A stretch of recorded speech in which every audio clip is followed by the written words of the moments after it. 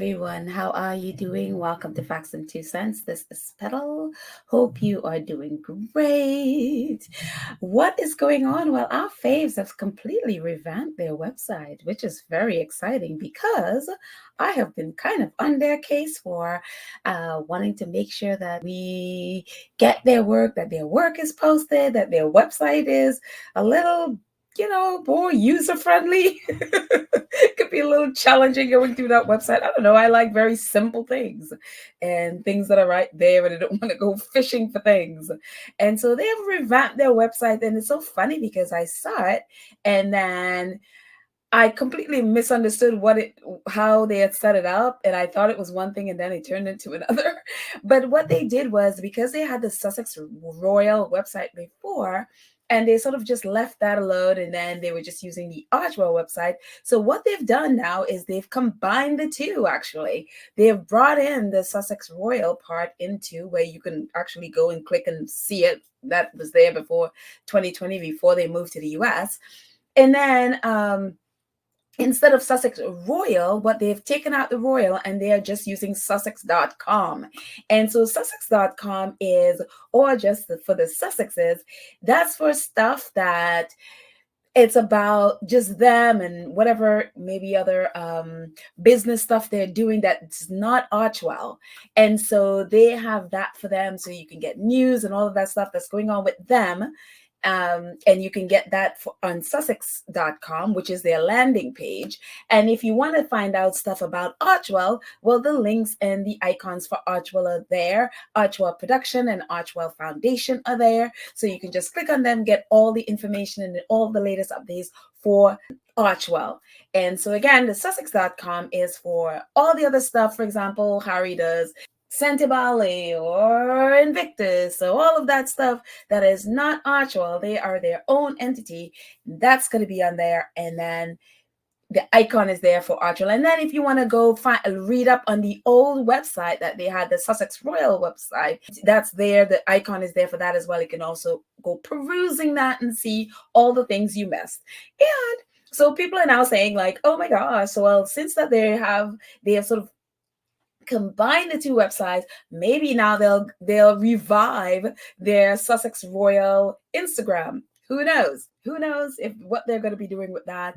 But again, they are definitely advocating for those social media people to really do a better job of protecting and safeguarding young people on their platforms, and they have not done that. So I don't expect to see Harry and Meghan on social media for a while. If they do, I hope they come to Spoutable, which is a safe place. So, or at least very much safer than any of the others. I can say I'm unspoutable. Anyway, so it is awesome. And then they are using now this crest. And I don't know, there are some people have a little bit of a hubbub about this crest. And I don't really know what the hubbub is. I don't understand. I never understood why they needed this crest thing. I mean, it was part of when they became, Duke and Duchess of Sussex. They had this crest thing. I mean, I think it's whether you call it a crest. I mean, I don't know. Maybe it's not. I don't know. But some people are like, oh, they're using that. And I was like, I don't know. Is there something that I'm missing as what? I mean, I don't know why they had it in the first place. I never understood these things. And so maybe our squaddies from the UK can explain what this means and why. And maybe they're feeling like, oh, maybe because it was given to them when, they just became, when they got married and became Duke and Duchess of Sussex. So maybe because it sort of relates to that, could that be why that people are a little bit like, ugh? Or is there something else that I'm missing? I don't really understand this part of it. So maybe you guys can explain to me what the deal is with this thing. I don't know. And also, I never understood that crown around the neck of the little birdie thing over there. Like, what's that about? I have no idea. So maybe somebody can explain. Or maybe I just need to go, maybe I just go Google it instead of asking other people to explain. But I'd like to hear your take on this too. So tell me, and I'll also Google it to understand, because this I just sort of happened upon this on Twitter a little while ago. And I was like, what is the big deal? I don't really understand it. So I'd like to hear your thoughts. I'll go look it up as well. And so this is some of the things that they have. So on the Sussex.com part of it, because this has nothing to do with, say, Archewell. So this is the news from there. And of course, this is, as we know, Man of the Year, Harry doing this on last Thursday. And also, this is their landing page. The second page, and you go into about what it's about. It's literally now named the Office of Prince Harry and Meghan, Duke and Duchess of Sussex. And that's where they have their little crest thingy, as you can see at the top there. And it says the Office of the Prince Harry and Meghan, the Duke and Duchess of Sussex, is shaping the future through business and philanthropy. This includes the Archewell Foundation, Archewell Production, patronages, ventures, and organizations which receive the support of the couple individually and or together. And so you can go in and, I love the fact that they put their bios in there, and their bio is fire, man. It is awesome.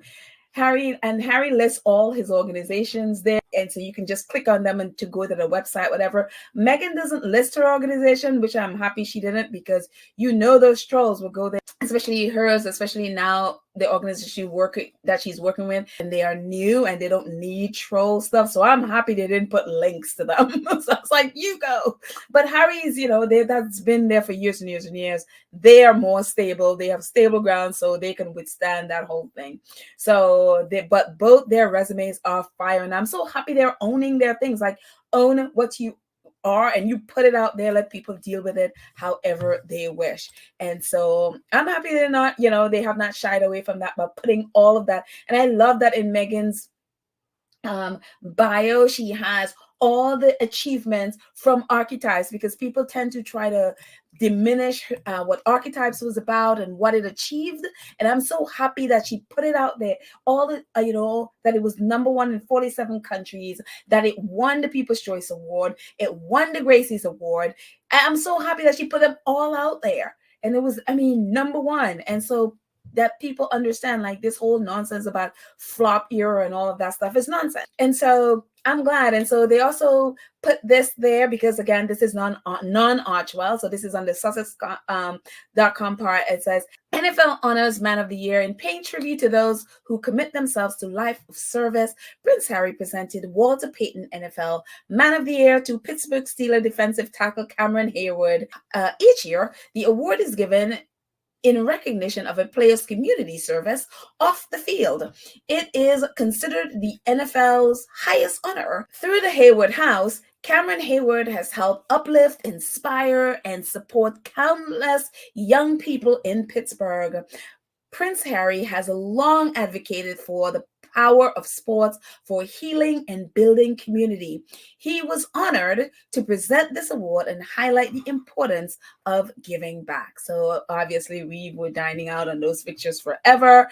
And so love this. And yes. And on the Archewell side of things, again, you just click on the Archewell icon there, Archewell Foundation icon, and this was the update. Meghan is I love that she's doing what she did with the grand ladies of Grenfell. And so this is what she did. And it says, inspired by her work with the Hub Community Kitchen in the UK, Meghan, the Duchess of Sussex, and Archewell Foundation launched the Welcome Project in 2023 to support women-led programs, creating a safe haven and inclusive environment for women who have recently resettled in the US from Afghanistan. This past Saturday, the Duchess joined the Southern California Welcome Project for an evening of cooking and storytelling. In collaboration with the Archewell Foundation partner, Mina's List, a group of 15 women gathered to cook traditional Afghan food, including ashkak and mantu. I hope I said that right.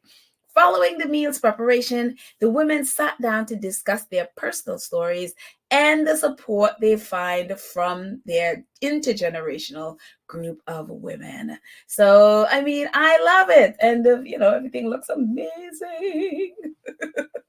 One of these days, we will try Meghan's food. I just know it. She should open like a, I don't know, a restaurant or something. She's so good at this, and she's such a foodie. She just loves the food. And so it just is wonderful to see that she's created. I hope the ladies in Grenfell don't feel any kind of way. Like, wait a minute, that's us. I'm sure they still have, at least some connection to Meghan. And I mean, they have gone on to do great. A lot of them have their own businesses and all of that stuff. So, but if I was in their shoes, I'd be like, wait a minute, that's ours. I don't know. I'm petty like that. So there. But I am happy that Meghan is able to build that kind of community here, and that these women look like they're having a great time, having their food and conversation. So, and again, this was this past Saturday. So yeah, Meghan. And Invictus, obviously we know Harry and Meghan, Lord willing, gets them there safely and well.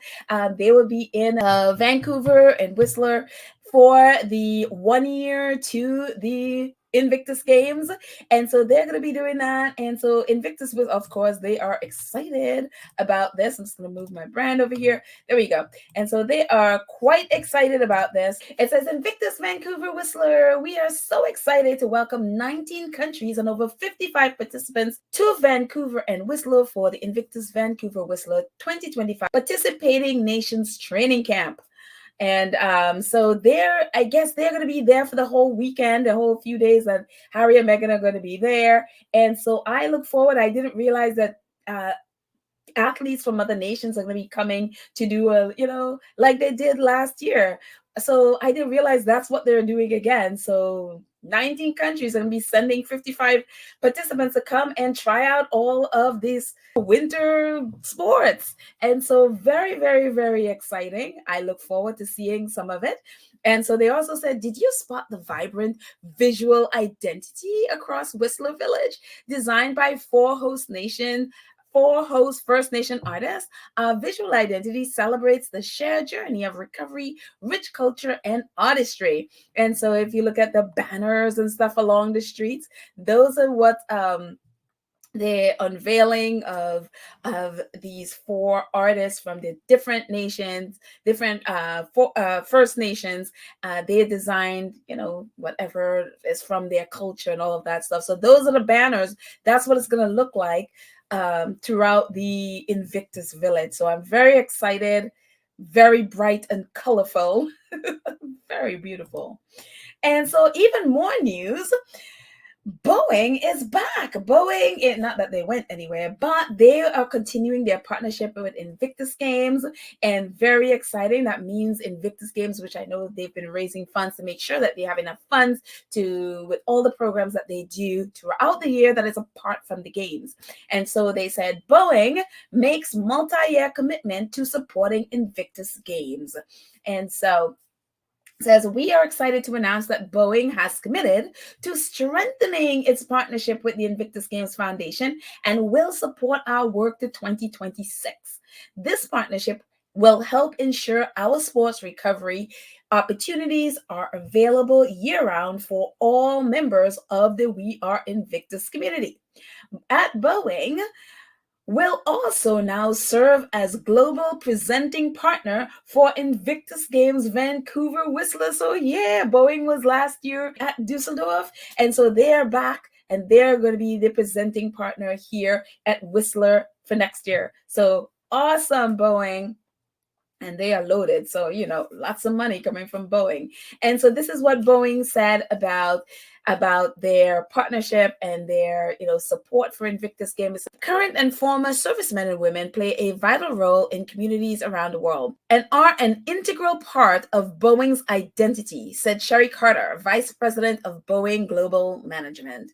We are deeply committed to empowering service members and their families in their recovery journey so that they can achieve success in their next mission. We are honored to continue our partnership with the Invictus Games Games Foundation to celebrate the unconquerable spirit of all the games competitors and their families who support them. So yeah, Boeing, yeah, Invictus, very, very, very exciting. And Invictus Game Whistler, they're like, we are proud to announce Boeing has joined ATCO as co-presenting sponsors for the Invictus Games Vancouver Whistler 2025. You go, Boeing!